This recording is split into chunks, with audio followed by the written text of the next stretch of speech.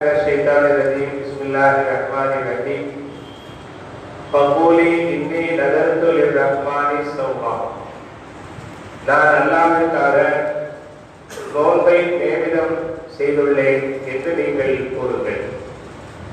அன்பிற்குரிய அல்லாஹ்வின் நல்லடியார்களே, இறை தூதர்கள் மற்றும் இறை நேசர்கள், அதாவது நபிமார்களோ அல்லது வலிமார்களோ ஒரு இடையூறான ஒரு சூழலுக்கு, நிர்பந்தமான ஒரு சூழலுக்கு அவர்களை அல்லாஹ் தஆலா கண்ணியமான முறையில் அதிலிருந்து என்ற அடிப்படையில் கடந்த வாரம் ஒரு சம்பவத்தை நாம் பகிர்ந்து கொண்டோம்.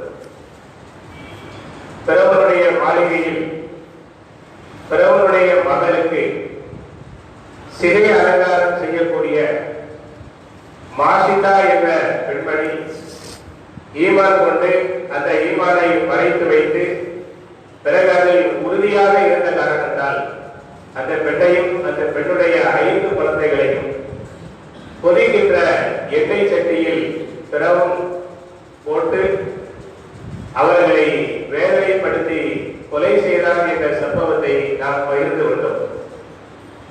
அந்த சம்பவத்தில் அந்த தாயினுடைய ஈமானை பாதுகாப்பதற்காக பச்சிலம் கை குழந்தையை அல்லாஹ் பேச வைத்தார் என்ற செய்தியை நாம் அடிப்படையாக பார்த்தோம். அதே போன்றதொரு சம்பவம் ஈசா அலைஹிஸ்ஸலாம் அவர்களது காலத்திற்கு பின்னாலும் நடந்திருக்கின்றது. பெருமானார் ஸல்லல்லாஹு அலைஹி வஸல்லம் அவர்கள் கூறினார்கள், முன்பொரு காலத்தில் நெருப்பை வணங்கக்கூடிய ஒரு அரசர் இருந்தார். அவருக்கு ஆலோசகராக ஒரு சூரியக்காரர் இருந்தார். அவர் வயதான நிலையை அடைந்த பொழுது தனக்கு பிறகு தன்னுடைய இடத்தில் ஒருவர் வர வேண்டும், அதற்காக ஒரு சிறுவரை நீங்கள் தேர்ந்தெடுத்து அனுப்புங்கள், அவருக்கு நான் சூரியம் மற்றும் இதர கலைகளை கற்றுத் தருகிறேன் என்பதாக அவர் சொல்ல, அரசர் ஒரு சிறுவரை தேர்ந்தெடுத்து அவரிடத்திலே அனுப்பி வைக்கின்றார். அவர் அந்த சிறுவருக்கு சூரியம் மற்றும் இதர கல்விகளை கற்றுக் கொடுக்கின்றார். அவ்வாறு சென்று வருகின்ற அந்த வழியில் அல்லாஹ்வை ஈமான் கொண்டு ஈசா அலைஹிஸ்ஸலாம் அவர்களுடைய வழியில் செல்லக்கூடிய உண்மையான ஒரு முஸ்லிம் மார்க்க அறிஞரை எதிர்பாராத வகையில் அந்த சிறுவன் சந்திக்கின்றார். அந்த சிறுவனுக்கும் அந்த அறிஞருக்கும் ஒரு தொடர்பு ஏற்படுகிறது. அந்த தொடர்பின் காரணத்தால் அந்த சிறுவன் அல்லாஹ்வை ஈமான் கொண்டு அந்த மார்க்க அறிஞர் காட்டுகின்ற வழியில் ஈசா அலைஹிஸ்ஸலாம் அவர்களை பின்தொடர ஆரம்பித்தார். இவ்வாறு நடந்து கொண்டிருக்கின்ற இந்த விஷயத்தை அரசருக்கு தெரியாமல் மறைத்து பாதுகாத்துக் கொண்டார். ஒரு நாள் அவர் வருகின்ற வழியில் ஒரு மிகப்பெரிய ஒரு ஜீவன், அதை மலைப்பாம்பு போன்ற ஒரு பெரிய ஒரு ஜீவன் பாதையின் குறுக்கே படுத்து கிடக்கின்றது. மக்கள் அங்கும் இங்கும் செல்ல முடியாமல் இரு பக்கமும் நிற்கிறார்கள். அதனை அங்கிருந்து விரட்ட முடியாமல் பயந்து ஒதுங்கி நிற்கின்றார்கள். இப்பொழுது இந்த சிறுவன் பார்க்கிறார், இன்றைக்கு யாருடைய காரியம் உண்மை என்பதை நாம் தெரிந்து கொள்ள வேண்டும். சூரிய காரணத்திலே சென்று நாம் கற்றுக்கொள்கிறோமே, அது உண்மையா? அல்லது இந்த அறிஞர்களிடத்திலே சென்று ஈமானுடைய பாடங்களை படிக்கின்றோமே, இது உண்மையா என்பதை இன்றைக்கு நாம் தெரிந்து கொள்ள வேண்டும் என்று தன்னுடைய மனதில் எண்ணி அல்லாஹ்விடத்திலே ஒரு துவா செய்கின்றார். அல்லாஹும்ம இன்கான அம்ருர் ராஹி அஹப்பு இலைக்க மின் அம்ரி சாஹிர் ஃபக்துல் ஆதிஹி தாப்பத ஹத்தா யம்லியன்னா.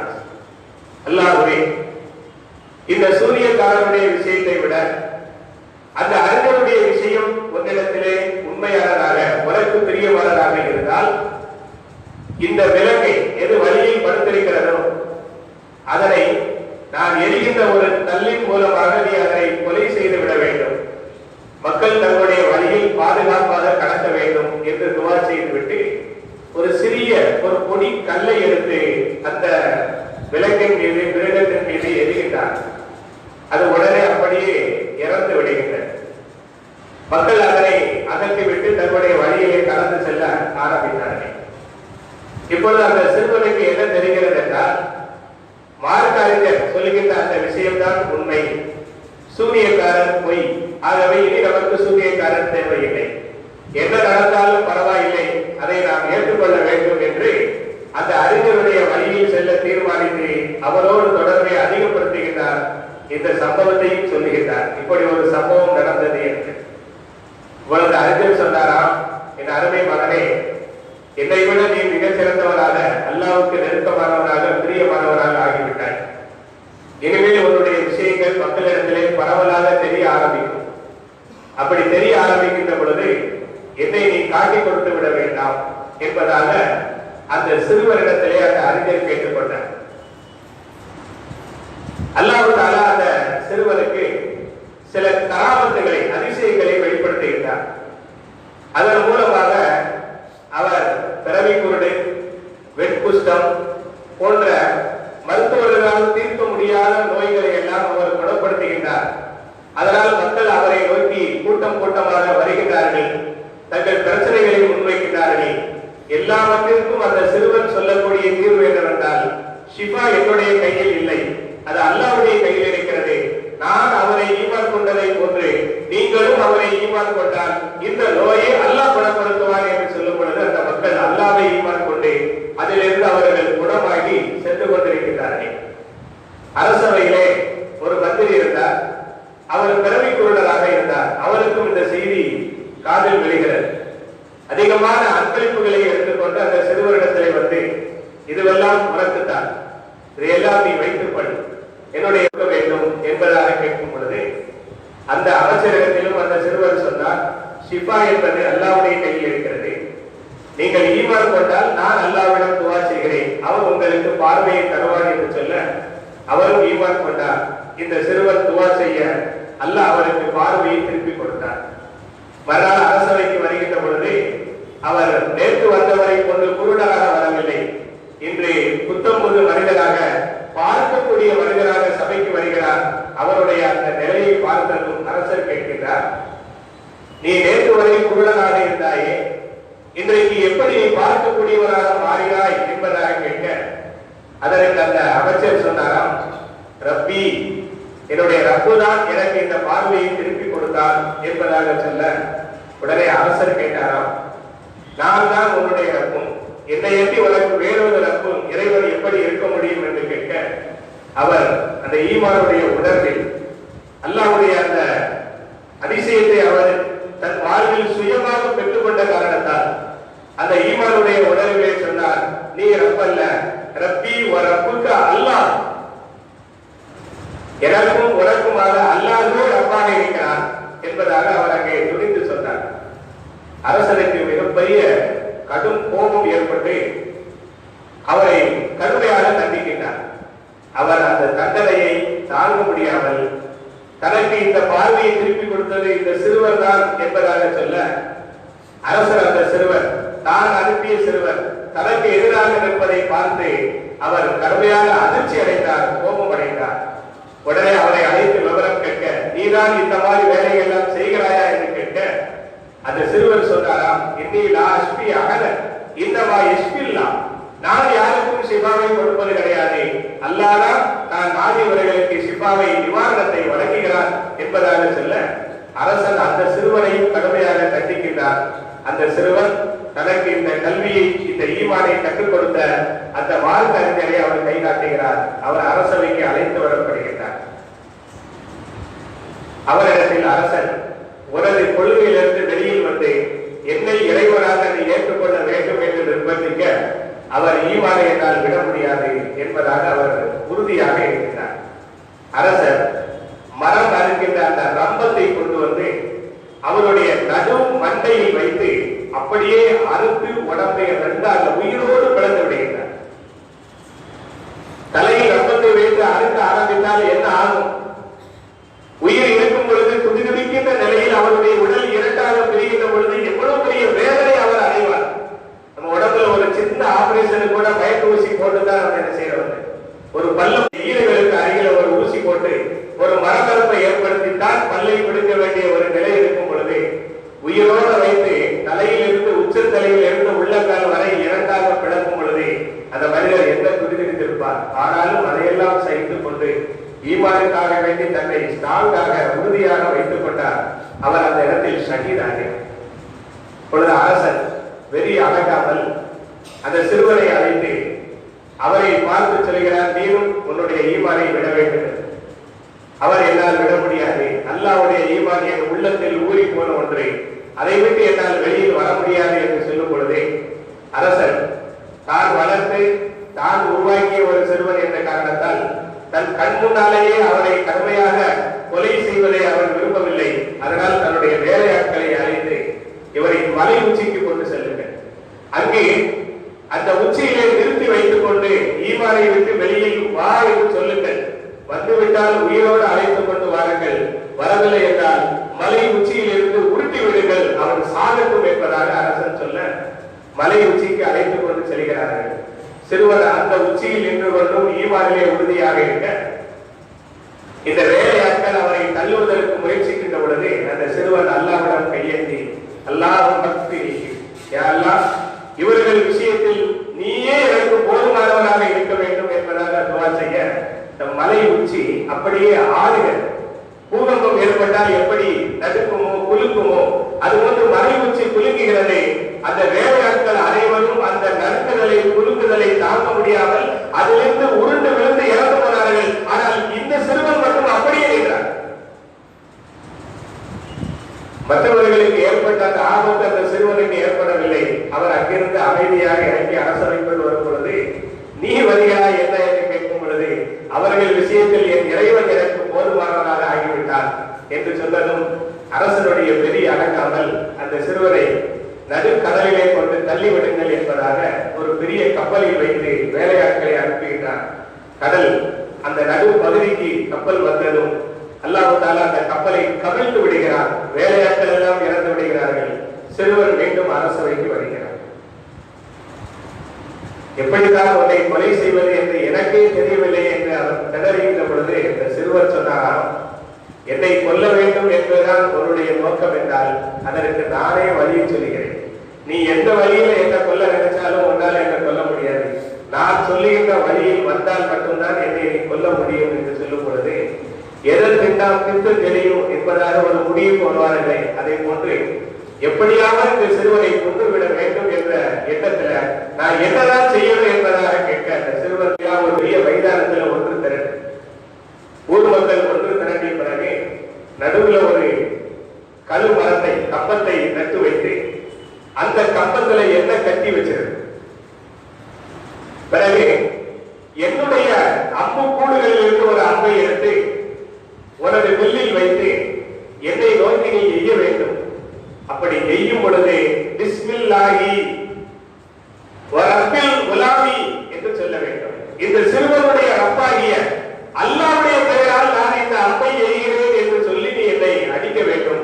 அப்படி அடித்தால் அந்த அம்பு பட்டதும் நான் இறந்து விடுவேன் என்பதாக அந்த சிறுவன் சொல்லுகிறார். அரசனுக்கு எப்படியாவது அந்த சிறுவனை தொலைத்தால் போதும் என்று ஆத்திரக்காரனுக்கு புத்திப்பட்டு என்று சொல்வார்களே, எந்த நோக்கத்தில் இந்த சிறுவர் சொல்லுகிறார் என்பதை கூட அவனால் விளங்கிக் கொள்ள முடியாத ஆத்திரத்தில் இருந்ததால் அவர் சொல்வதை போன்றே ஏற்பாடு செய்கிறார். ஊர் மக்கள் எல்லாரும் அங்கு ஒன்று திரளுகிறார்கள். அவர்களுக்கு நடுவில் ஒரு பெரிய மரம் நடப்படுகிறது. அந்த கம்பத்திலே சிறுவன் நிறுத்தி வைக்கப்படுகிறார். சிறுவனுடைய அம்புக்கூட்டில் இருந்து அரசன் ஒரு அம்பை எடுத்து தனது வில்லில் வைத்து பிஸ்மில்லா வரப்பில் உலாம் என்பதாக சொல்லி அந்த அம்பை எய்ய இந்த சிறுவனுடைய நெற்றி பொட்டில் வந்து அந்த அம்பு படுகிறது. அம்பு பட்டதும் அந்த சிறுவர் அந்த இடத்தில் அப்பை எடுத்து விட்டு அந்த இடத்தில் தன் கையை வைத்துக் கொண்டு அப்படியே சரிந்து விடுகிறார். அவர் அங்கே ஷஹீதாகி விடுகிறார். அவருடைய உயிர் உள்ளபடியே அந்த இடத்தில் பிரிந்து விடுகின்றது. அரசன் வந்து தனக்கு எதிரியாக இருந்து குடைச்சல் கொடுத்துக் கொண்டிருந்த சிறுவரை நாம சாகடிச்சிட்டோம், இனி எந்த பிரச்சனையும் இல்லைன்னு நினைக்கும் பொழுது அரசன் எதிர்பாராத வகையில் அங்கு திறந்திருந்த அத்தனை மக்களும் ஒரே குரலில் உரத்த குரலில் ஆமன்னாபி ரப்பில் உலாம், இந்த சிறுவனுடைய இறைவன் யாரோ அவரையே நாங்கள் ஈமான் கொள்கிறோம் என்று ஊர் மக்கள் எல்லாரும் ஒன்று சேர்ந்து ஒரே குரல்ல உரத்த குரல்ல அந்த வார்த்தையை சொன்னதும் அரசனுக்கு வந்து சொந்த கையாலேயே நம்ம கண்ணை குத்தி கொண்டோம் என்று சொல்வார்களே, சொந்த காசிலே சூனியம் செய்து கொண்டோம் என்று சொல்வார்களே, அது போன்ற ஒரு நிலைக்கு அவர் ஆளானார். அப்பொழுதுதான் அவன் உணர்ந்தான் இந்த சிறுவன் தன்னை எவ்வளவு தூரம் முட்டாளாக்கி இருக்கிறான். ஆனா அதே நேரத்தில் நம்ம கவனிக்க வேண்டிய விஷயம், தன் ஒருவருடைய உயிர் போனால் தான் இத்தனை மக்களுக்கு ஈமான் என்ற ஹிதாயத் கிடைக்கும் என்றால் அந்த ஒரு உயிரை நான் அல்லாஹ்வுக்காக தியாகம் செய்வதற்கு தயாராக இருக்கிறேன் என்று அவர் ஷஹீத் ஆனாரே, அந்த ஷஹாதத்தில் பூத்ததுதான் இந்த ஈமானுடைய பூக்கள். அரசனுடைய வெறி அதிகமாச்சு. உடனே தன்னுடைய வேலையாட்களை ஒன்று கூட்டி மிகப்பெரிய நெருப்பு குண்டம் தயார் செய்யுங்க, ஈமான விட்டு வெளியில வந்தவங்களை வீட்டுக்கு அனுப்புங்க, வெளியில வரமாட்டேன் என்று சொன்னவங்களை நெருப்புல தூக்கி போடுங்க. ஆனா அது கூட தன் ஈமான விடல. எல்லாரும் நீ என்ன போடுறதே, நானே போய் நெருப்புல விழா என்பதாக சொல்லி அந்த நெருப்புல விழுந்து தன்னுடைய உயிரை வாய்த்துக் கொண்டார்கள், ஈமானை காத்துக் கொண்டார்கள். ஒரு தாய் அங்கே வருகிறார், அவன் கையில ஒரு பச்சை குழந்தை இருக்கு, அவளும் ஈமான் கொண்டிருக்கிறார். நெருப்புல விழுந்தா உயிர் போகும், ஈமான் காக்கப்படும்.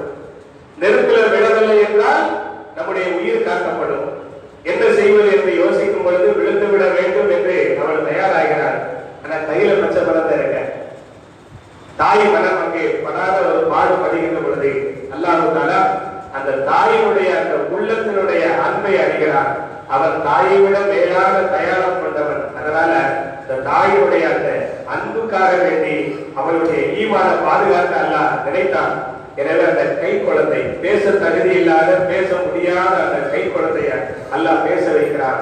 அப்பொழுது அந்த குழந்தை தன் தாய் தயங்குகின்ற, தனக்காக வேண்டி தன் தாய் தயங்குகின்ற அந்த காட்சியை பார்த்து அந்த குழந்தை சொன்னதாம், யா உம்மா இஸ்பிரி பைன்னகி அலல் ஹக்கி, என் அருமை தாயே நீ பொறுமையாக இரு, நீ சத்தியத்தின் மீது இருக்கிறாய்.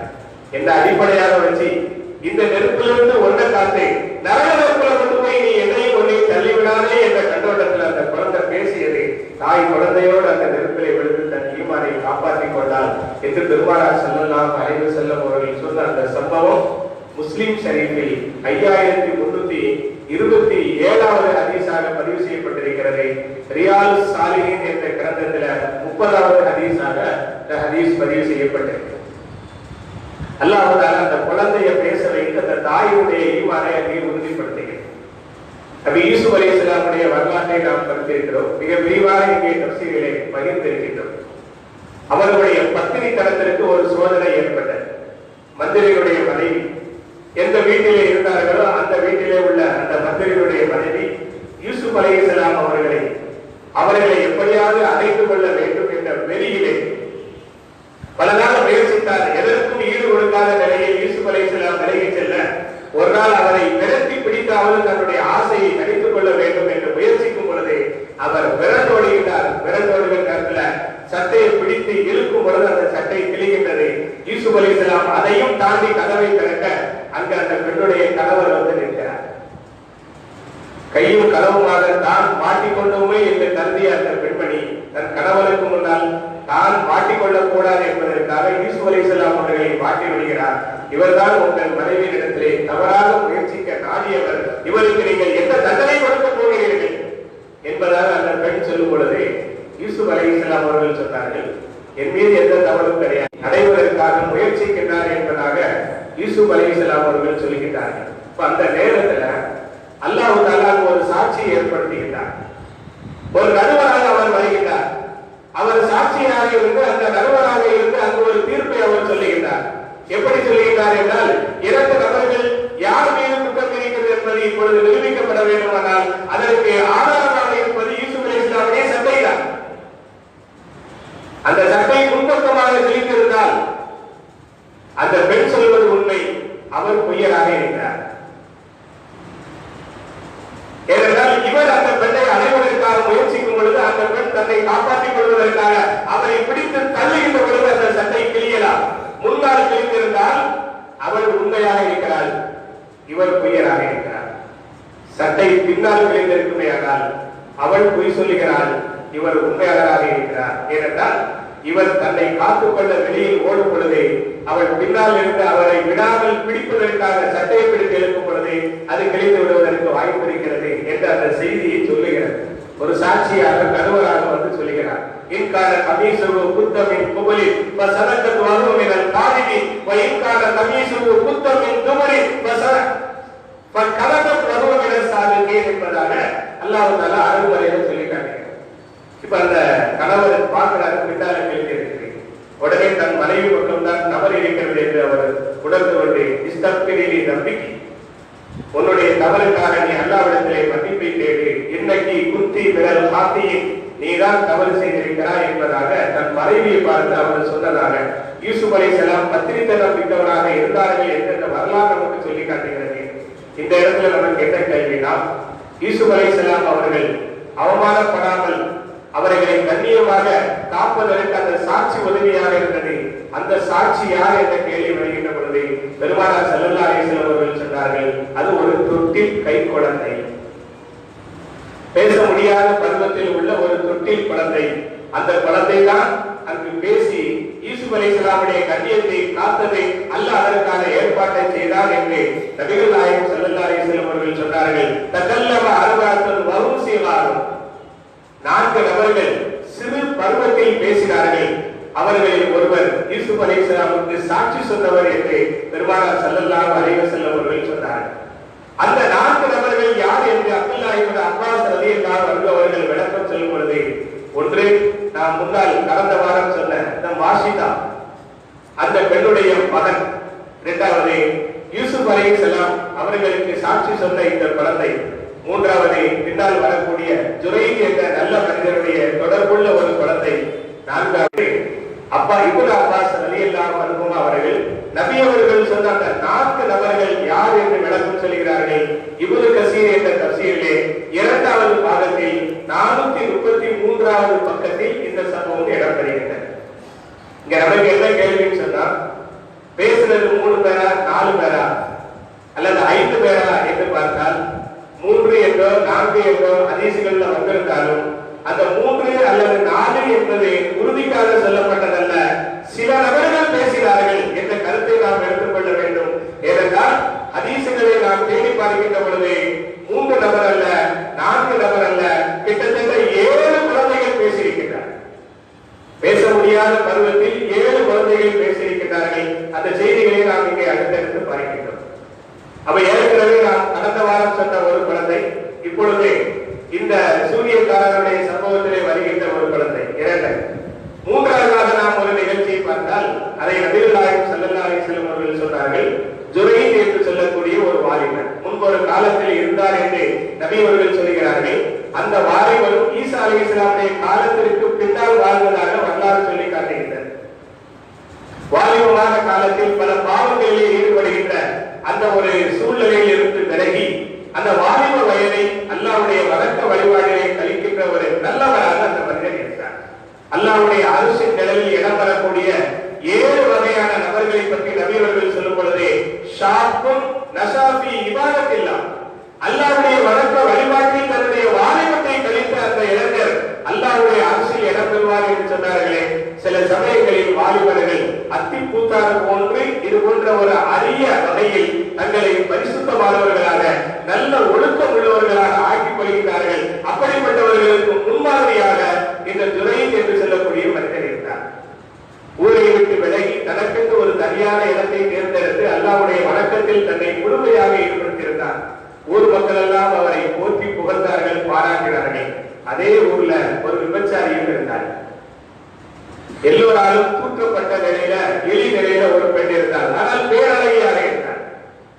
அப்ப அந்த பெண் சொன்னாலாம், நீங்கள் எந்த ஜுரைத்தை இங்கே போற்றி புகழ்கின்றீர்களோ, நான் நினைச்சோம்னா ஒரு நிமிஷத்துல அவரை உங்களுடைய வாயாலேயே நான் இழிவுபடுத்தக்கூடிய நிலைக்கு கொண்டு வந்துடுவேன் என்பதாக ஊர் மக்கள்கிட்ட சொல்லிட்டு அவரை வணக்கம் செய்கின்ற அந்த இடத்திற்கு வந்து அவருக்கு முன்னால் நின்று வந்து தன்னுடைய அழகை வெளிப்படுத்த முயல்கின்றார். ஆனா அவரை இந்த பெண்ணை ஏறத்தை பார்க்க ஒரு இளைஞர் பேரழகியாக தன்னை உதாசீனப்படுத்தி விட்டாரே என்ற ஒரு அவமானத்துல அங்கே ஆறு வைத்துக் கொண்டிருக்கக்கூடிய ஒரு இடையிலோடு இணைந்து அந்த உறவிலே உருவான கருவை தன் வெட்டெடுத்துக் கொண்டு குழந்தையோடு ஊருக்கு வந்து இந்த குழந்தைக்கு தந்தை அந்த துளைகிறார்.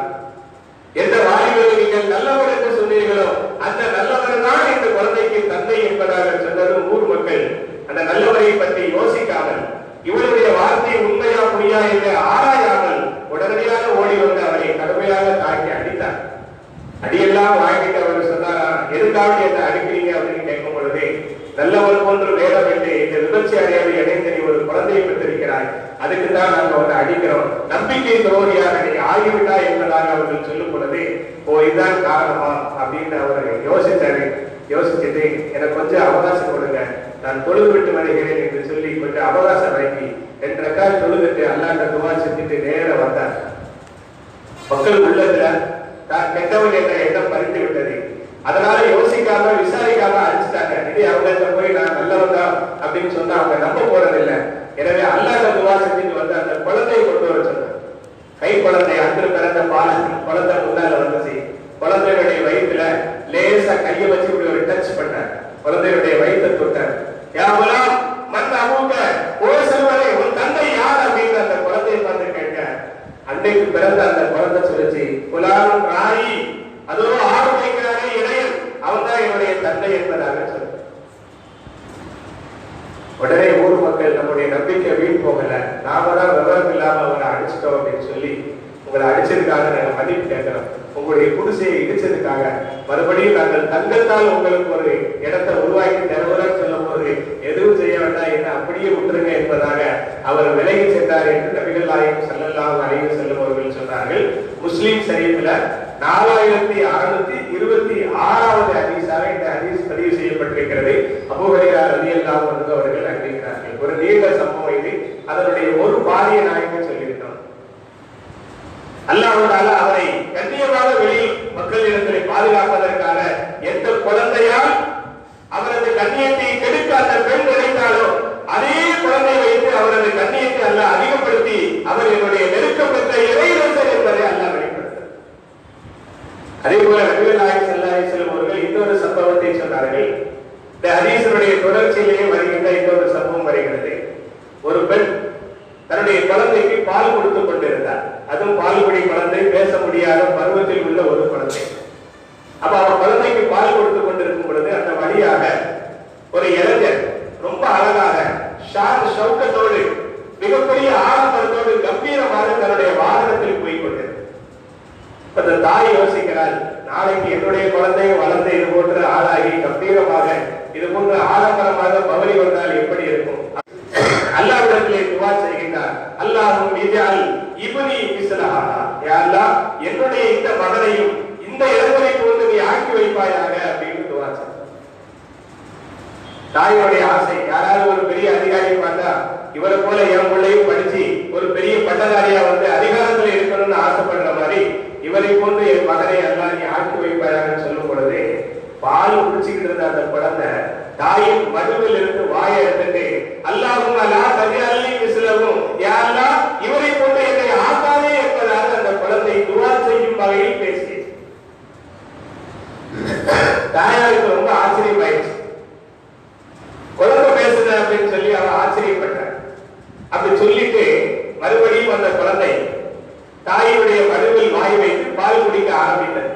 அதை பெருமானார் ஸல்லல்லாஹு அலைஹி வஸல்லம் அவர்கள் சொல்லி காட்டுகிறார்கள். அபூ ஹுரைரா ரலியல்லாஹு அன்ஹு அறிவிக்கிறார்கள், அந்த துஆ செஞ்சிட்டு யா அல்லாஹ் என்னை இவரை போன்று ஆக்கி விடாதே அப்படினு மடுவிலிருந்து வாய் எடுத்து துஆ செய்துவிட்டு பேசிவிட்டு மீண்டும் அந்த குழந்தை மடுவில் வாய் வைத்து பால் குடித்ததை நபி அவர்கள் சொல்லி காட்டுகிறார்கள். எப்படி என்றால் தன்னுடைய ஆள்காட்டி விரலை வாயில் வைத்து என்று நபி அவர்கள் அந்த விரலை சூப்பி காட்டி இப்படித்தான் அந்த குழந்தை பால் குடித்தது என்று அபூ ஹுரைரா ரலியல்லாஹு அன்ஹு அவர்கள் நபி அவர்கள் சொல்லி காட்டிய அந்த விதம் இன்னும் என் கண்களிலே இருக்கிறது என்றார்.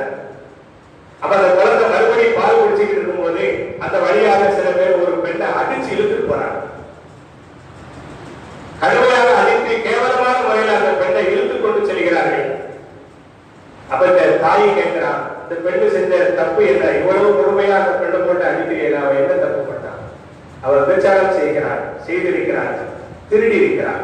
இந்த 2 காரியத்திற்காக நாங்கள் அவரை அடித்து இழுத்து செல்கிறோம் அப்படின்னு அவங்க சொன்னாங்க. ஆனா அந்த பெண் சொன்னாலும் அடி வாங்கிக்கிட்டே சொன்னாலாம், ஹஸ்பி அல்லாஹு வ நிஅமல் வக்கீல், அல்லாஹ்வே எனக்கு போதுமானவன், அவரே எனக்கு மிகச்சிறந்த பொறுப்பாளர் என்பதாக. அதாவது நான் திருடவும் இல்லை, நான் விபச்சாரம் செய்யவும் இல்லை, என் மீது இவர்கள் வீணாக பழி சுமத்தி என்னை அடித்து கேவலப்படுத்துகிறார்கள் என்று சொல்ல வேண்டிய அந்த இடத்துல கையில இல்லைங்கும் போது நம்ம என்ன சொன்னாலும் அவங்க கேட்க போறதில்லை.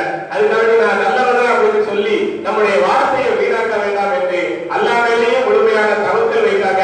எப்படி இப்ராஹிம் அலைஹிஸ்ஸலாம் நெருப்பில் விழுகின்ற அந்த நேரத்துல ஹஸ்பி அல்லாஹ் வ நிஅமல் வக்கீல் என்று சொன்னார்களோ அதே போன்ற ஒரு வார்த்தையை அந்த பெண்மணி அந்த நேரத்துல இவள் திருடினாள், இவள் விபச்சாரம் செய்தாள், அதனால் அடித்து இழுத்து அவமானப்படுத்தினார்கள், அழைத்துக் கொண்டு செல்கிறோம் என்று சொல்லும் பொழுது ஹஸ்பி அல்லாஹ் வ நிஅமல் வக்கீல் என்பதாக அல்லாஹ் மேல நம்பிக்கை வைத்து அந்த பெண் அந்த வார்த்தையை சொன்னது. உடனே அந்த தாய் சொன்னாளா, அல்லாஹும்ம லா தஜல் இப்னி பிஸ்லஹா, யா அல்லாஹ் விபச்சாரம் செஞ்சிருக்கா, திருடியிருக்கா, அதனால அசிங்கப்பட்டு போனார், என் பிள்ளைகளுடைய எதிர்காலம் இது போன்ற ஒரு அவமானத்திற்கும் அசிங்கத்திற்கும் ஆராய்விடக் கூடாது, அதனால என் பிள்ளை இப்படி ஆக்கிறாரேன்னு சொல்லும் பொழுது அந்த பால்குடி குழந்தை பால் குடிக்கிறதை நிப்பாட்டிட்டு அல்லாஹ் மஜாலி மிஸ்லஹா, யா அல்லாஹ் இவளை போன்று என்னை ஆக்கி வைப்பாயா, இறை நம்பிக்கை உள்ள பத்தினியாக இந்த பெண் என்பதை போல என்னையும் நீ பத்தினித்தனம் உள்ள ஒரு இளைஞராக ஆக்கி வைப்பாயாக அப்படின்னு அந்த குழந்தை பேசுகிறார். தாய் தன் குழந்தை பேசுவதை பார்த்து ஆச்சரியப்பட்டு விட்டுட்டு எனக்கு எதிராக பேசிக்கிட்டு இருக்கீங்க, நான் என்ன சொன்னாலும் அதுக்கு எதிராக பேசுறீங்க அப்படின்ட்டு குழந்தை இடத்துல விளக்கம் கேட்டார். நான் முதல்ல செஞ்ச துவாவுக்கு எதிராக நீ துவா செஞ்ச, இரண்டாவது செஞ்சதுக்கு எதிராக துவா செய்கிறாயே, உனக்கு அப்படி என்ன தெரியும்னு அந்த குழந்தைகிட்ட கேட்கும் பொழுது இந்த குழந்தை சொல்லிச்சான், யாரை போன்று ஆக வேண்டும் என்று நீ முதல்ல சொன்னியோ அவன் ஒரு பார்வையில பெரிய அந்தஸ்தும் அதிகாரம் உள்ளவனா இருக்கான், ஆனா அசல்ல அவன் ஒரு பெரிய அநியாயக்காரன், அதனால அந்த அநியாயக்காரனை போன்று நான் ஆகக்கூடாது என்று அல்லாஹ் துவா செஞ்சேன். இரண்டாவது யாரை போன்று என்னை ஆக்கக்கூடாதுன்னு நீ சொன்னியோ உன் பார்வையில் அவன் கெட்ட பெண்ணா தெரிஞ்சிருக்கான், ஆனா அல்லாஹ் இடத்துல அவன் மிக நல்ல ஒழுக்கம் உள்ள பத்தினியான ஒரு பெண், கை சுத்தம் அதே போல கற்பும் சுத்தமான பெண்ணாக இருக்கிறார், அதனால எதிர்காலத்தில் நானும் கற்புள்ளவனாக ஒழுக்கம் உள்ளவனாக இருக்க வேண்டும் என்று அவளை கொண்டு ஆக்கும்படியாக சொன்னேன். உங்கள் பார்வையில் அவன் கெட்டவா, அல்லாஹ்வுடைய பார்வையில் அந்த பெண் நல்ல பெண், அதனால் நான் இப்படி துவா செய்தேன் என்று அந்த குழந்தை தன்னுடைய தாயிடத்திலே விளக்கம் சொன்னது. ஆக எப்படி பார்த்தாலும் இந்த சம்பவத்தில் என்ன பாடம் என்றால் அந்த பெண்ணுக்கு அல்லாஹ் சாட்சியாக இந்த குழந்தையை பேச வைத்திருக்கிறார். திருடினால் விபச்சாரம் செய்தால் என்று அந்த பெண்ணை அசிங்கப்படுத்துவாங்களே அதெல்லாம் பொய், அவன் நல்லவர், அவன் உத்தமி, இறை நம்பிக்கை உள்ளவர் என்ற அந்த விஷயத்தை அல்லாஹ் இந்த குழந்தை மூலமாக பேச வைத்தான் என்று பெருமானார் ஸல்லல்லாஹு அலைஹி வஸல்லம் அவர்கள் சொன்னார்கள். முஸ்லிம் ஷரீஃப்ல அதே தொடர்ல 4626வது ஹதீஸாக வருகிறது. அன்பிற்குரிய அல்லாஹ்வின் நல்லடியார்களே, இந்த சம்பவங்கள் எல்லாமே பெருமானார் ஸல்லல்லாஹு அலைஹி வஸல்லம் அவர்களது காலத்திற்கு முன்னால் நடந்த நிகழ்ச்சிகள். அதே நேரத்துல நபிகள் நாயகம் ஸல்லல்லாஹு அலைஹி வஸல்லம் அவர்களது வாழ்க்கையில இதே போன்ற ஒரு குழந்தையை பேசியதாக நாம் ஒரு நிகழ்ச்சியை பார்க்கிறோம். இதே 10வது வருடம் நபி அவர்கள் ஹஜ்ஜத்துல் விதாவுக்காக மக்காவிற்கு வந்த பொழுது யமன் நாட்டை சார்ந்த ஒரு மனிதர் அங்கே வருகிறார். அவருடைய கையில் அன்று பிறந்த பாலகன், அன்றைக்குத்தான் அந்த குழந்தை பிறந்திருக்கிறது. அந்த குழந்தையை ஒரு துணியில் வைத்து எடுத்துக்கொண்டு பெருமானார் ஸல்லல்லாஹு அலைஹி வஸல்லம் அந்த முபாரக்கான அந்த துஆவை பெறுவதற்காக அல்லது அவர்களுடைய கரங்கள் படுவதற்காக குழந்தையை எடுத்துக்கொண்டு வர யார சொல்லலாம், இன்றைக்கு பிறந்த இந்த குழந்தை உங்களுடைய பரக்கத்தை பெறுவதற்கு குழந்தையை காட்டும் பொழுது நபிகள் நாயகம் ஸல்லல்லாஹு அலைஹி வஸல்லம் அந்த குழந்தையை பார்த்து கேட்டாங்களா, மன் அன யா குலாம் மன் அன, நான் யாருன்னு கேட்டாங்க. அப்ப அந்த குழந்தை சொல்லிச்சா, அந்த ரசூலுல்லாஹ், நீங்கள் அல்லாஹ்வுடைய தூதர் என்பதாக அந்த குழந்தை சொல்லுது. உடனே நபிகள் நாயகம் ஸல்லல்லாஹு அலைஹி வஸல்லம் பாரக்கல்லாஹு ஃபீக, அல்லாஹ் உங்களுக்கு பரக்கத் செய்வானாக என்பதாக அந்த குழந்தைக்கு துஆ செய்தார்கள். அதனால அந்த குழந்தையை பற்றி பின்னால் உள்ள காலத்துல விவரித்து சொல்லும் பொழுது ரஜுலுன் முபாரக்கும், பரக்கத்தான மாமனிதன் அவர் என்பதாக சொல்லுவார். ஏன்னா நபி அவர்களுடைய அந்த துஆவை பெற்ற காரணத்தால் பரக்கத்தான மனிதர் என்பதை அறியப்படுத்துவதற்காக ரஜுலும் முபாரக்கும் என்பதாக சொல்லுவார்கள் என்று இமாம் பைஹகி ரஹ்மத்துல்லாஹி அலைஹி அவர்கள் அப்துல்லாஹ் இப்னு அபி முஐகீப் என்பவரை பற்றி அறிவிக்கிறார்கள். மோஜிசாத்துர் ரசூல் ஸல்லல்லாஹு அலைஹி வஸல்லம், நபிகள் நாயகம் ஸல்லல்லாஹு அலைஹி வஸல்லம் நிகழ்த்திய அற்புதங்கள் என்ற தலைப்பில் எழுதப்பட்ட ஒரு 1000 அதிசயங்களை அந்த கிதாபில் பதிவு செய்கிறார்கள். அந்த கிதாபில் 160வது பக்கத்துல 314வது சம்பவமாக இந்த சம்பவம் இடம்பெறுகிறது. அன்பிற்குரிய அல்லாஹ்வின் நல்லடியார்களே, இந்த நிகழ்ச்சிகளை எல்லாம் நம்ம பார்க்கும் பொழுது மொத்தத்தில் 7 நபர்கள் வருகிறார்கள்.